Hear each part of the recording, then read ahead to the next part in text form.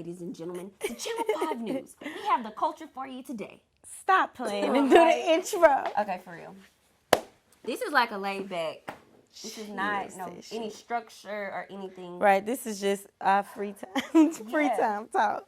Like, we are bringing our views and opinions on things going on in the culture.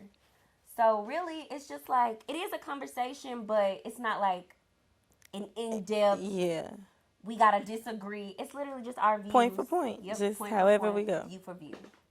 So, go ahead and let them know what we're talking about. Okay. Guys. I like your energy. Wait! I'm just saying, you too chill. Man, I'm just trying to get out here and work. Nah, she tripping. Honestly, I think it's because we're not drinking. She's so chill. This is me, guys. This is the real me. I'm just saying. So today, we are going to be talking about Jazmine Sullivan's hotels. Heaux, spelled Heaux, then tails. So don't get it confused with like hotel. And I love that she spelled it that way because anybody that's a Rihanna fan, Rihanna spells Heaux that way too. That was it? I thought you was going to make a real point of why you like that. I started spelling it that way after Rihanna did. But I am so in love with her album. And I'm disappointed in myself because when this album first came out, gave it no mind. Everybody was like, y'all should do a conversation on this. This is something women need to talk about. And I just felt like it was so trendy. Every blogger, every podcaster was talking about it. So we kind of shied away from it. Because it was just hot. It's like after the water has settled. I see why. It was like all in all, like I feel like every woman, like in some point or some fashion, you can relate to that album. Like, man, I've always been a fan of Jazmine Sullivan, don't get me wrong.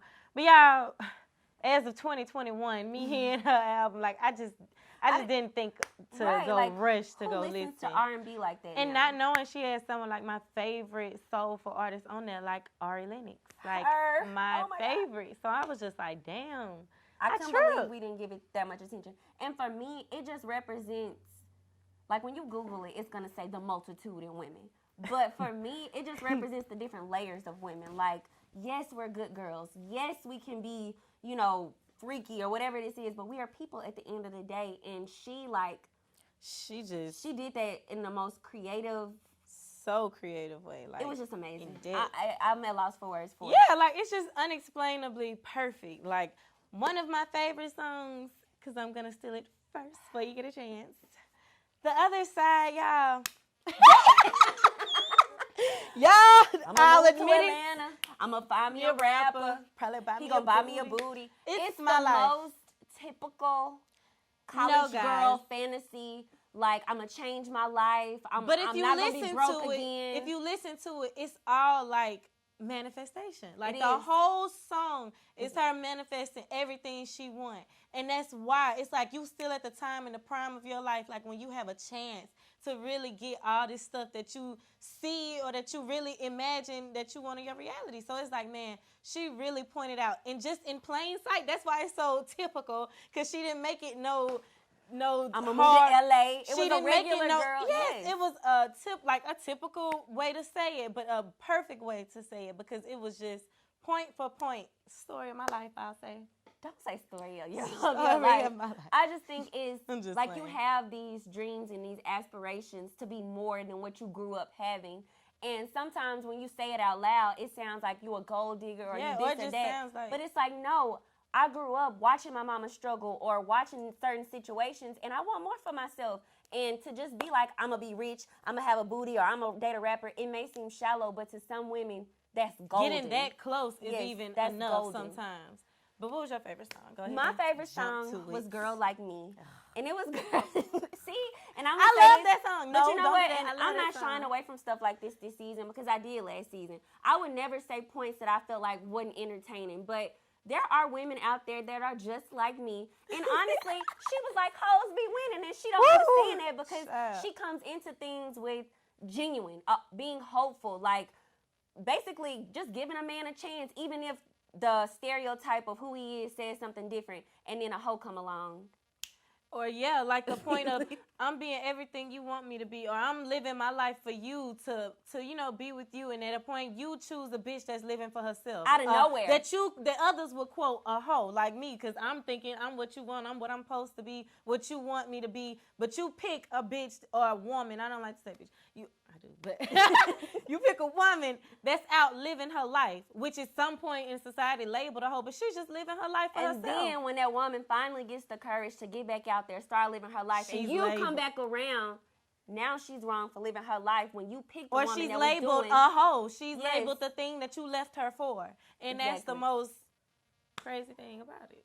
I think that's the part what I like so much about this album, because no more is it picking at why the man chose to do what he did. It's only on the accountability of the woman. Women. Like, she's only looking at it from the perspective of a how woman. we think, how we do everything. Like, she's literally going into, like, point for point of how everything a woman would react, a woman would think, a woman would do, everything. So, yeah, it's not even no focus, honestly, on the men. That's why it kind of got an attachment to me so quickly, because I'm like, man, this is me. Like, this is me. It's relatable to a different extent. And I was listening, I was like, man, that's almost too real. Because I don't know a lot of women that be like, yeah, that's me. Like, we're just genuine and we do this every day, Samir. So it's easy for us to mirror or see something that we do that's wrong or right and to say that we do it. A lot of women can't do that. I feel like it's not hard if it's on this is music, so this is on a personal level. Yeah. You got to have some personal attachment to even go listen and give it a chance to listen to the next song to really understand why it's hard for you to admit it. At that point, you can admit to yourself, like, this is me. And at some point, you'll get more and more comfortable. That's why I'm so proud of us as women in society at 2021, because more and more are we getting more and more comfortable with things that's not normal or that's not. Or talking about things. Yeah, like, it's being, you get to learn to be okay and just being in control of your own thoughts. Like, sometimes you thinking shit and you thinking it's bad when it's just, those are your thoughts. This is every woman goes through. Yeah, you should experience it to understand and have knowledge on it if you're going to think about it. So don't let society sit up and tell you, like, oh, these are hard things to say. Shit, I heard another woman say, you can say it too. This is exactly the things you're thinking. And before we jump into the tales, the last thing that I loved, right, just take your jacket off. The last thing I loved was the way that, because most of the time when we talk about subjects like this, the woman is the victim. We're getting cheated on. We're sad. Boo hoo hoo. No. This was like, it showed both roles. Like, we can cheat too. Yeah, like, and it tells how we even feel about that. Because, I still agree at a certain point. Like, we as women are emotional creatures. Not as far as, like, oh, we got to die if you leave me. But we are emotional as far as, like, we got a reason and a why for what we do. Maybe a stronger attachment. Do the pony need a puff? I don't know at this point. Diana, me. Please. But let's jump right into the tales. So who, you want to go first or you want me to go first? I feel like you should just go first. And don't do, like, the juicy ones first. Like, just give me... Okay, well, I'm finna just go and get into one that I disagree with. Because, Maya, you had a way about it. But I picked her because I just disagree with the fuck she was talking about.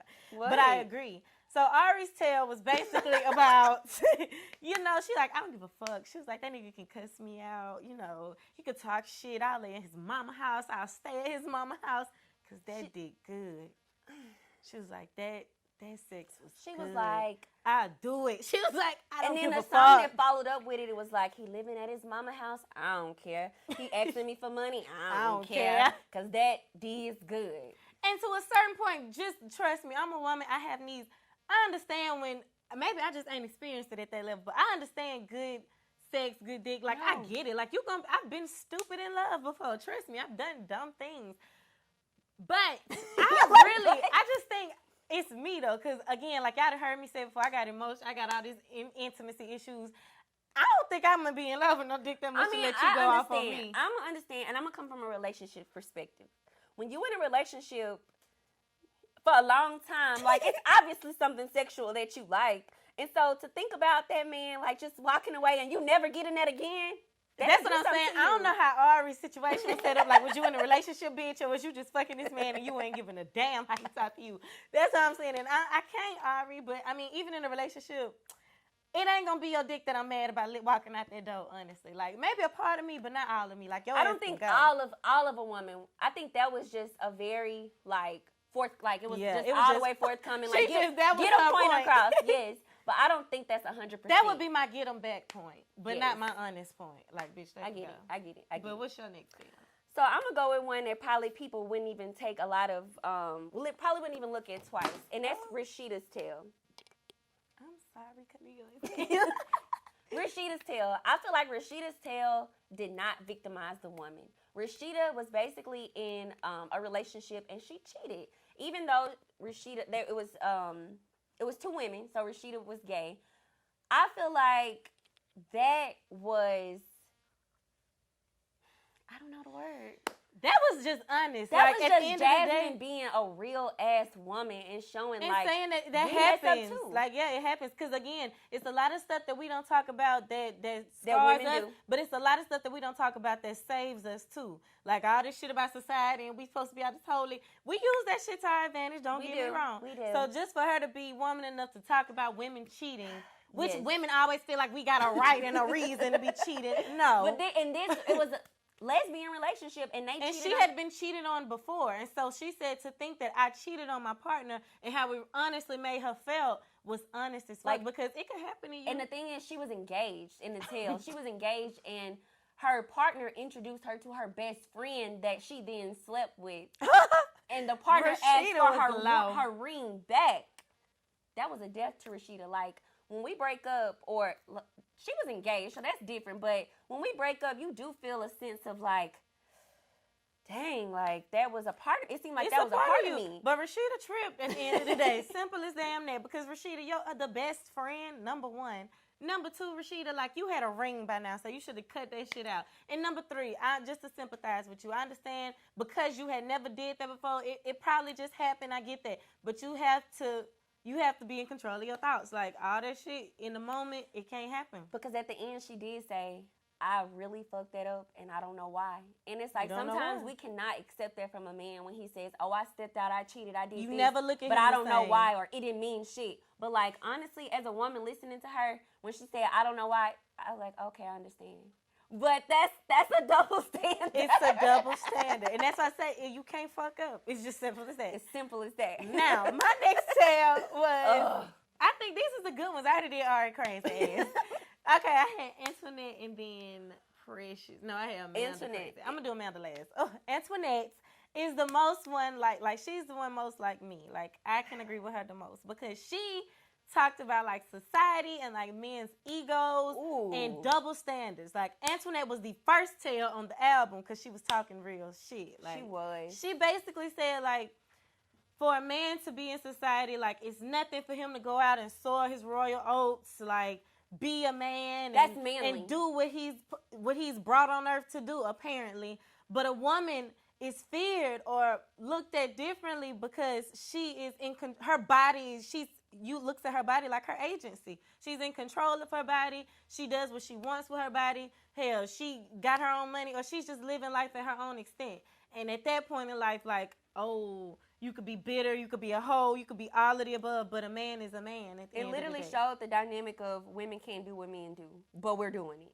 And that is just like a conversation, to be quite right. I really don't even want to go off on that. Because Antoinette talked her shit. I got to go listen to her. Yeah, and she really did. And it's like, I'm not going to disagree. I do believe in some double standards. As far as the most obvious ones, like, I don't want to be no man. I'm not going to walk around here calling myself no goat, no, none of that shit, because I don't want to be a man. Like, I believe in that double standard that a woman should act like a lady. Like, I like that. But what a lady is to me is her and herself, her and her honest self. Like, no, you know, I guess, no gray area in herself and no reassurance from especially a man that's still trying to figure her out. Like, I don't believe in it. So I feel like what stuck out to most to me in her tale was when she said that sometimes men's egos are fragile.